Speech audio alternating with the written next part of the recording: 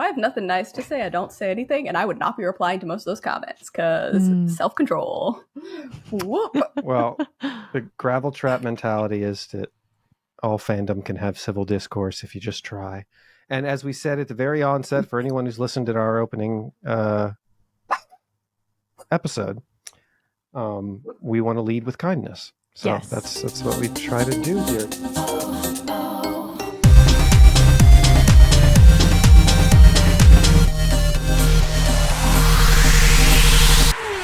Hello, everybody. I'm Cristina. And I'm Caroline. You're listening to Gravel Trap F1. The circus was in Austria this weekend. And the Red Bull Ring tested our drivers to the limit. Yes, track limits to be specific. So in today's formation lap, we take a close look at the track limit regulations. In the Grand Prix, we learn a little about the history of this track, as well as the tragic events in Belgium over the weekend. At the Checkered Flag, Buck joins us for a discussion about the state of motorsport in pop culture. Lights. Camera.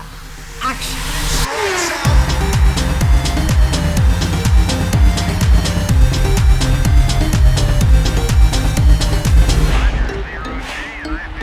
All right.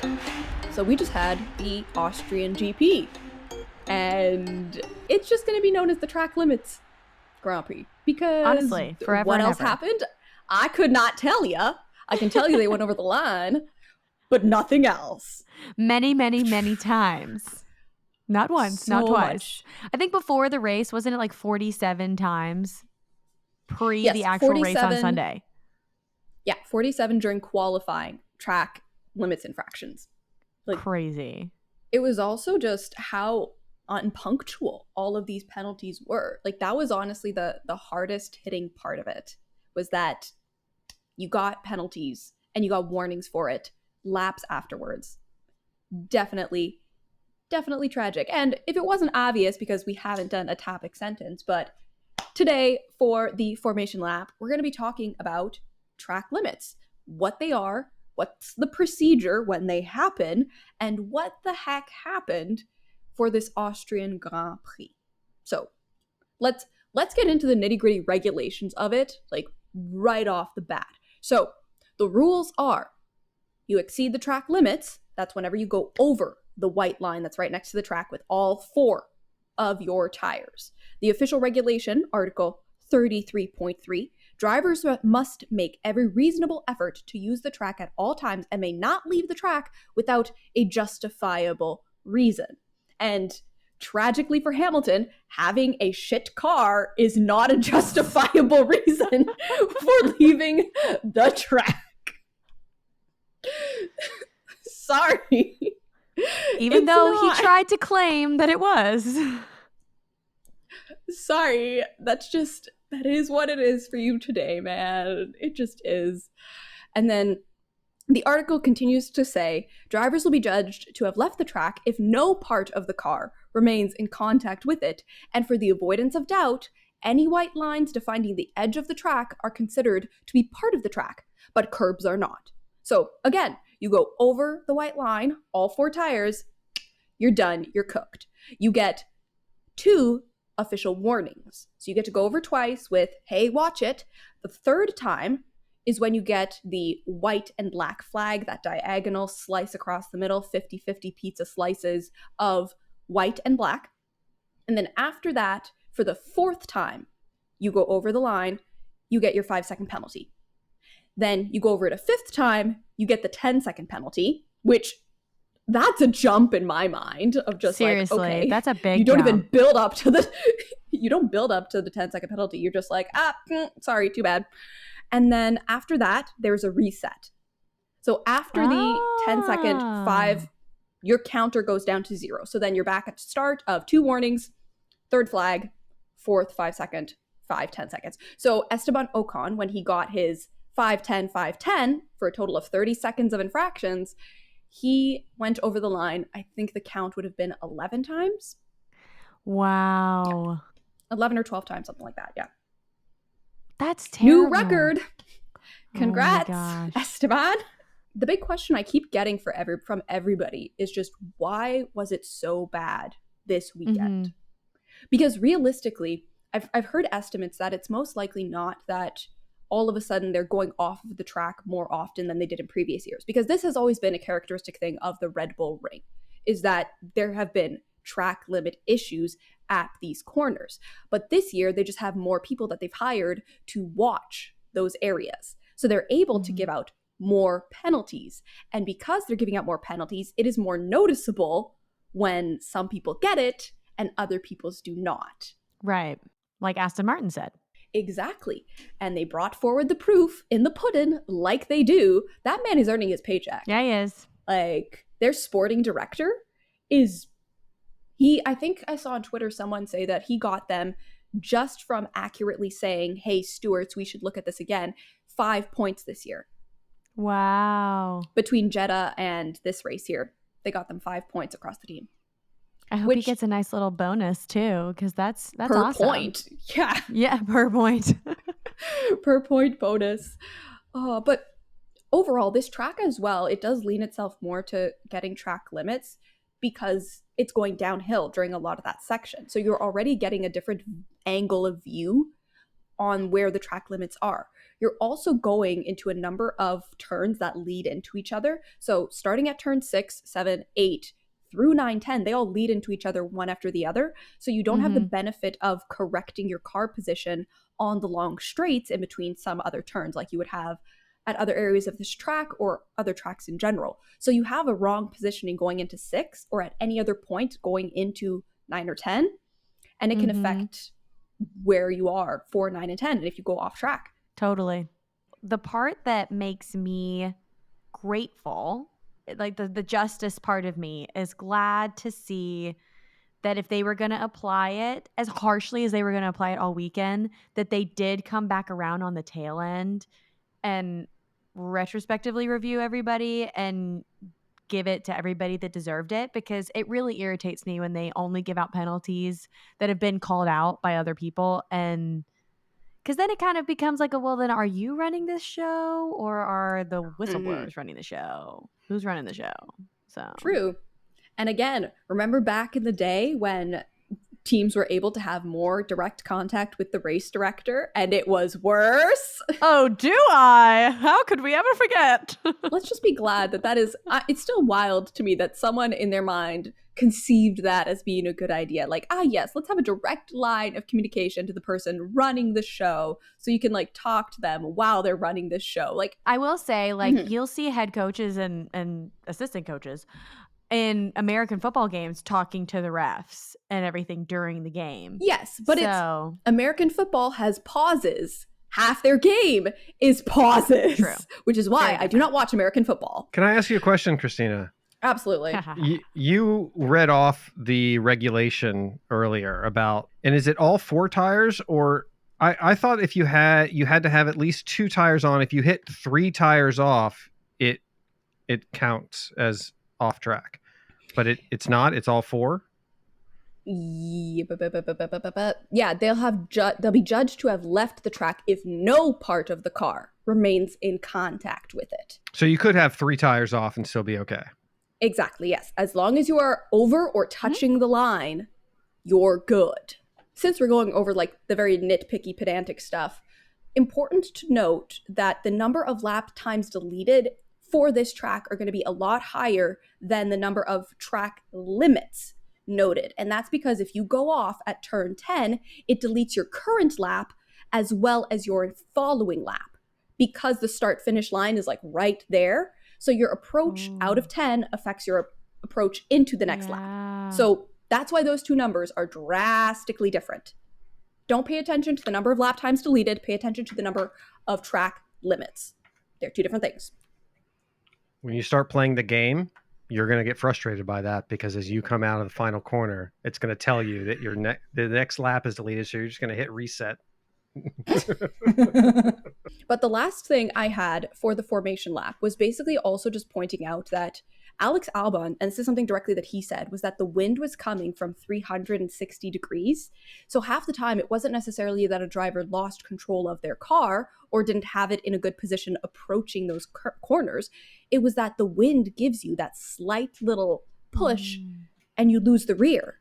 and all of a sudden you're getting track yeah. limits. So that's understandably why it's probably also very frustrating for the drivers, because there's only so much control that they do have over the cars. They have the majority of the control, but every once in a while, yeah, the wind just is what it is, and you lose those couple of centimeters that would keep you on track. Can't imagine how frustrating it is. That's totally what happened to the guy on the jetpack. That's Yeah. totally what happened to him. The wind hit him and it sent him careening into the track. But that's definitely that's a quick and somewhat long-winded and tangential look at the track limits. Oh my goodness. And yes, they're looking into adding things like a curb and gravel traps on the outside of this turn, but there's a number of reasons why those things won't work, primarily because it's used by other series like MotoGP, and MotoGP does not like using gravel traps for obvious reasons. Throwing a car and throwing a person into a gravel trap are very different things.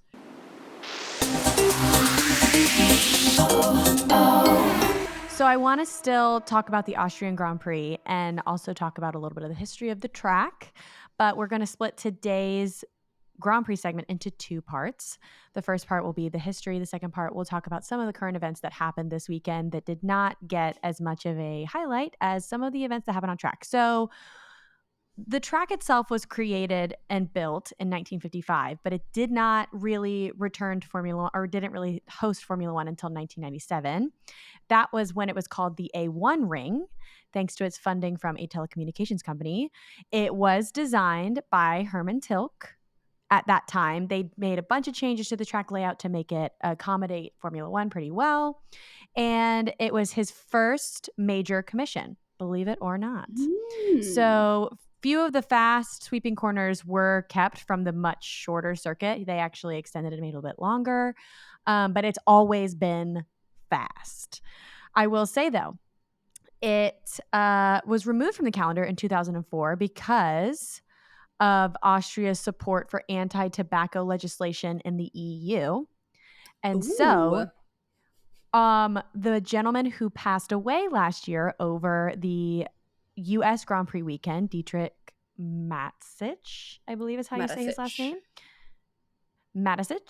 Dietrich Mateschitz, the founder of Red Bull, purchased the circuit, which is how we now know it today as Red Bull Ring. And he announced really big development plans, but no sooner had the work gotten underway, they actually demolished the existing pit buildings. They were making massive changes, and the local authorities showed up and were like, environmental problems, you can't do this anymore. So this was in like 2004, and it took them 7 years before it was finally able to reopen in 2011. And because Dietrich Mateschitz came back with a less ambitious revival of the circuit. I think we've all learned with Red Bull, they just like they say that the tagline of Red Bull is Red Bull gives you wings, but actually I feel like Red Bull is like dream as big as you possibly can and then go bigger. That's just what Red Bull is. Pretty much. So that's, I think, the approach that they took to this, and the local authorities were like, no. And so then he persuaded Bernie Ecclestone to sign a new 7-year Formula One hosting contract. And the first race was staged in 2014 and completely sold out. And that is the Red Bull Ring as we know it today. So I thought that was pretty interesting, as he had recently passed away, to give him the honor that he deserves. Speaking of losses in the race community, this weekend in Spa, over in Belgium, there was, we lost a young teenage driver named Dilano van de Hoff. He was Dutch, and he crashed during the second race of the Formula Regional European Championship at Spa. He previously had won the Spanish F4 Championship in 2021 and was ranked 15th in the FRECA standings entering into Saturday. And according to motorsport.com, the incident began when it actually was a large chain of events. It wasn't like Antoine Hubert's crash with Juan Manuel Correa back in 2019 when they crashed into each other and then Antoine died as a result of his injuries. It was a large, chain reaction where the second place. Yes, the second place driver, Tim Traminitz, lost control of his Tatuus Renault F419 spec car at the top of the Radillon in rainy conditions just after the safety car was deployed. The decompression of that crest is infamous for causing losses of control, and it's why the runoff around Eau Rouge was widened. The crash traveled down the pack, causing several cars to lose control and to get destroyed. Van 't Hoff lost control of his car in the chaos and ended up stationary at the very beginning of the Kemmel Straight. And then he was hit at a high-speed T-bone style crash. And so the style of the crash was similar to what happened to Hubert in 2019, but the events that led to it were a bit different because of the pileup. What was similar were the racing conditions. It was extremely wet. It was raining like crazy. And with now the second death in, 4 years at the same track, I pose the question to you guys, because a lot of the drivers came forward saying, we asked for safety changes after what happened to Antoine. And clearly it's not enough. Do you guys think that Spa will remain on the calendar with all of the modern technologies that we have, all the access that we have to creating things safe, and we're still losing people? Do you think it'll stay on the calendar? I think it will stay on the calendar, but it's honestly them racing in wet conditions consistently. We also had F1 there last year or 2 years ago where you had Norris also have his big shunt after Seb was on the radio saying we should not be racing in these conditions. And they still did it. So at this point, I don't think it's a problem so much with the track itself. It's just who the heck is running this track? Who the heck has kept making these judgment calls to allow people to race? Like, yes, improve safety features around that corner. Yes, take a look and see if you can improve anything of Eau Rouge going into Radillon and going into the Kemmel Straight. Like, that whole first segment there can be very sketchy. And yeah, do what you can to improve there. Do what you can to improve the side impact structures, because this is twice already. Like, even before hearing about the accident, I kind of was like, he definitely got broadsided. He definitely got T-boned. If this is, anytime you hear the serious accidents in F1 or in any of those single-seater cars, my gut is always going to be that it's from a side impact, because that's where the car's weakest point is. So we already have a handful of these places where safety-wise, you should be doing better. I don't think that it's I don't think it's a problem necessarily of, oh, we need to remove this track from the calendar. But as it is now, you should not be racing in any wet conditions at all. Like, they need to make some much more firm rules of racing at that track in the wet conditions, because whoever's been making those calls obviously can't. Whether that's the same person, whether that's different people, but the data that's coming into their booth to make those decisions, absolutely horrendous. Like, something obviously has to change. And what that is, who knows, but something needs to change. And I will say, this is one rule that I will die on this hill, that it is something that they should have, is a challenge rule, where X percentage of drivers that are on the track say, these are unsafe conditions and we want a red flag, regardless of what race control thinks, race is done. The session is done. Because they're the people that are on track. That's how things used to be. Isn't that how things used to be? If it was, they should bring that back. Because the drivers want to race. They're not going to say, I don't want to race if they genuinely don't feel safe. Absolutely. And I think that they tried to do that. Was it last year when there were bombs going off like 20 kilometers away from the track, and all the drivers tried to petition to not race, and they said, too bad, you're racing anyway? I mean, I think that you should give them a voice, and the teams a voice, to be able to say this is unsafe. It's their lives. It's their safety. And the swing vote, since there's 20 of them, the swing vote should be the safety car driver. I was looking up some information about driver deaths. So in open wheel racing, Spa has been the last 2 deaths in Formula open wheel racing. Yeah. And since going back to... Was it Jules? That's 2014. There was a U.S. driver, Jim Victor, who died in a open wheel Formula Continental practice session. in 2018. He had suspension failure and resulted in a barrier impact. Jeff Green, an American in 2018, alone, and that was Vintage Automobile Racing Association of Canada. So I don't know if that necessarily counts because that's a vintage car. And then you go all the way back to Jules in 2014 in France. Yeah. Oh, no, I'm sorry, Suzuka. No, that was in Japan. Suzuka, yeah. Japan. That's the recovery vehicle that Gasly talks about. Yeah. So if Spa has been the only place this happens, I think Spa gets dropped from the calendar. If it does, it's more PR because it isn't the track as much as what Christina's saying, the conditions. And I think if they want to make some changes, they take a year or 2 years off, take Spa off the calendar, and it is insidious as it might sound to keep the conversation about these incidents out of the press every time they go there, so that they can make the policy changes. So the next time they go back, it's because, hey, we've taken some time off, we've made some changes, and things won't be as you remember. Yeah. And this is also, I would consider Spa, because of that stretch, because of going over that top hill. I think also a good compromise would be to say you can only race there after you have X amount of experience, because that was also a huge part of the conversation online yesterday on Twitter across the weekend, was just, these are young drivers who are very inexperienced in open wheel, like in their single seaters. Most of them would have recently graduated from being in karts to being in open wheel. Like, this was, Freca is equivalent to what, F4 or F3? I think that it's either equivalent or slightly ranked a bit above, because it said he won the Spanish F4 championship in 2021. So it's in that range. That could also be part of the compromise. Totally. And that concludes our Grand Prix segment of this week's episode. And please, if you feel so called, send out your thoughts and prayers to Dilano van de Hoff's family and friends. I cannot imagine going through that kind of pain.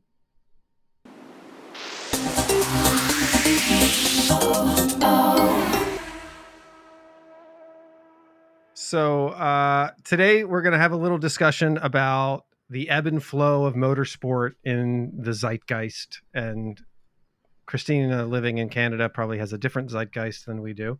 What's a zeitgeist? In the 18th and 19th century German philosophy, a zeitgeist is the spirit of the age, a invisible agent or force dominating the characteristics of a time period or cultural wave. Okay. Trying to think what would it be today? What would be our zeitgeist? Well, the zeitgeist is the vessel in which various things exist, I'd say. So right now, like, motorsport is becoming this more and more popular thing in our culture. And what I noticed is that historically it has this up and down. Let's just use Hollywood because right now that's big. We recently posted a story on our Instagram about how Margot Robbie and Ryan Gosling, who is Canadian, Barbie and Ken, Canada for the win. Barbie and Ken are going to Monaco. They're slated to go to Monaco and star in a Ocean's 11 prequel type situation. But Hollywood is a good barometer for what is popular in our culture. And about every 10 years, we see a motorsport movie. You've got Days of Thunder in 1990. Then you had Driven with Sylvester Stallone around 2010. Talladega Nights. I wasn't counting that one. I wasn't counting comedies when I looked. I'm kidding. But then you had Rush, and then also Ford versus Ferrari, which actually break that 10-year cycle. Loved that a little bit. So but we see that various times. We see a rise in it. I'm not counting Fast and Furious as much as I love that franchise. I don't think that is its own thing. We've never seen a consistent, huge, long-standing popularity within pop culture and stuff for racing. I think Kevin James even had a TV show recently that lasted not very long, and it was about like NASCAR racing. Looking at some statistics in just the US and somewhat global, and Formula One in the US has seen a 28% increase in US TV viewership last year, a 36% increase in attendance in 2022 globally. Then you got NASCAR ratings last year have been the highest they were in the previous 4 years. NASCAR did have a extremely tough struggle after the 2008 housing crash, and people basically just weren't going to races. And I think in 2014 they were still struggling. But today, if you look on TV, NASCAR feels hot.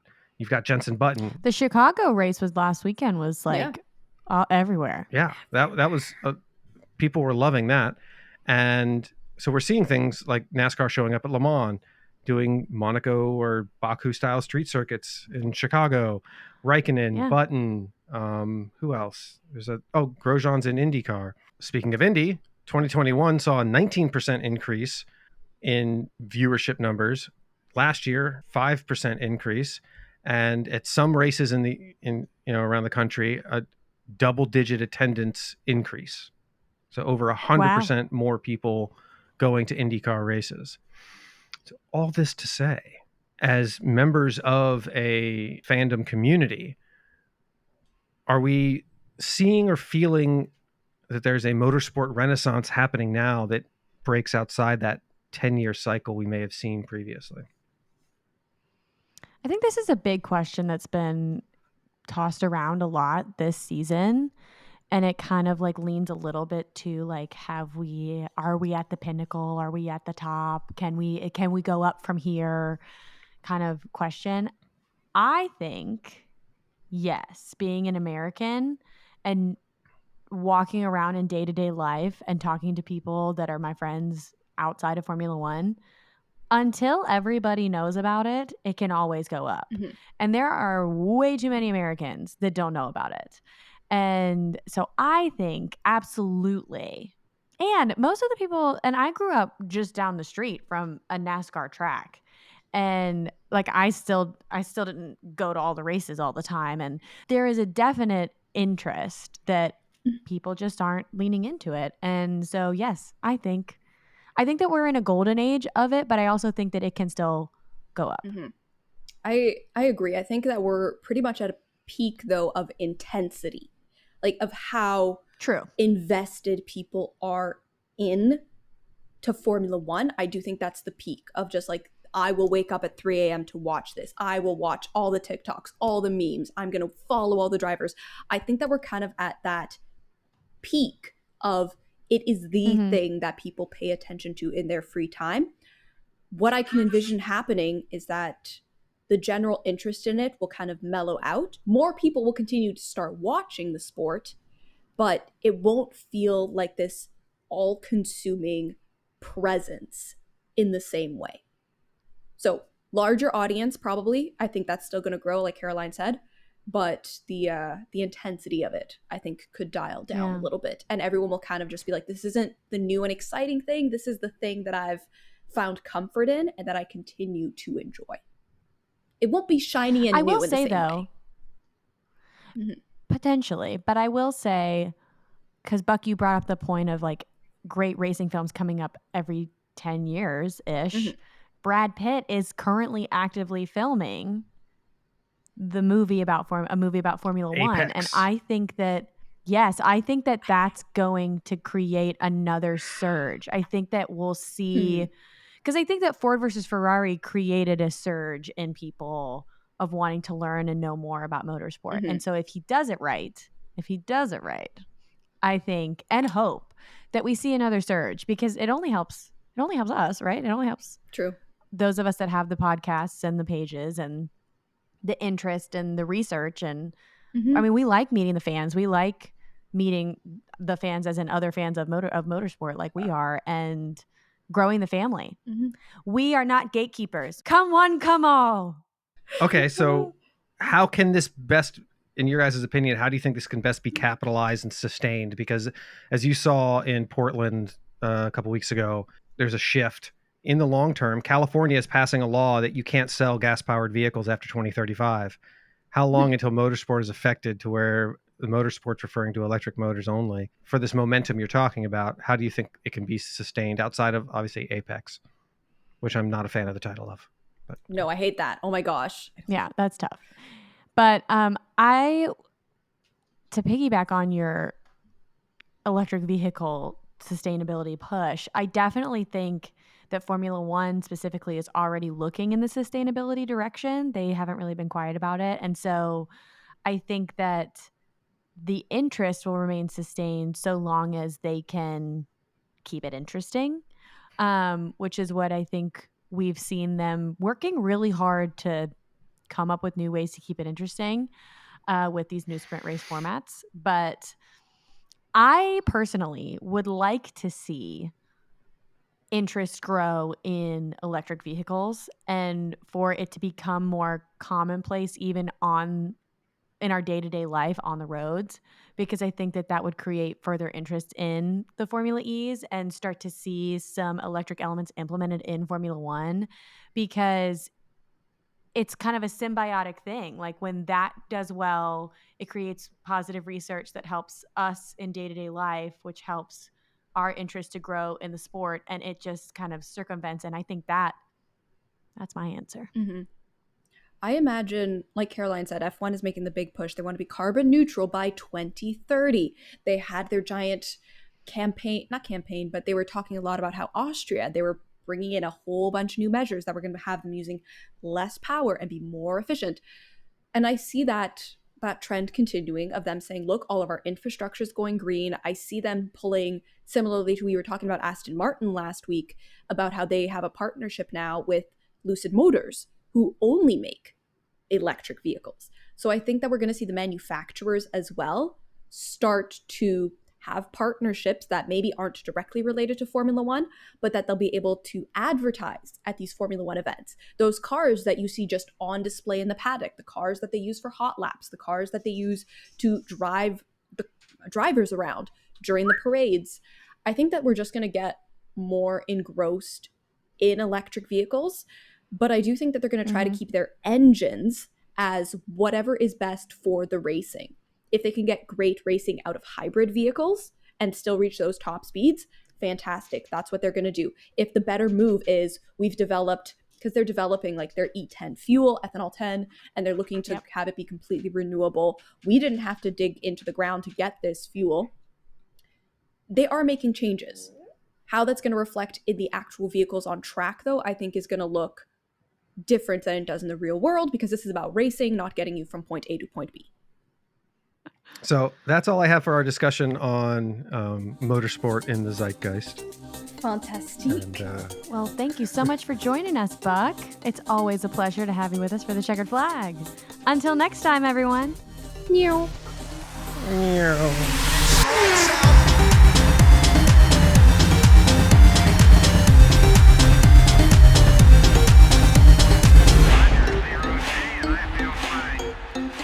I took out my recycling yesterday. So bad, the number of cans that were in there of Red Bull. I'm legit worried about you. Like, I don't say it enough. I was going to say, I'm starting to get a little worried about you, Cristina. I'm not going to lie. Really? I'm genuinely starting to get worried. On the can, it says I can't have more than 2 per day. I'm not doing that, so we're good.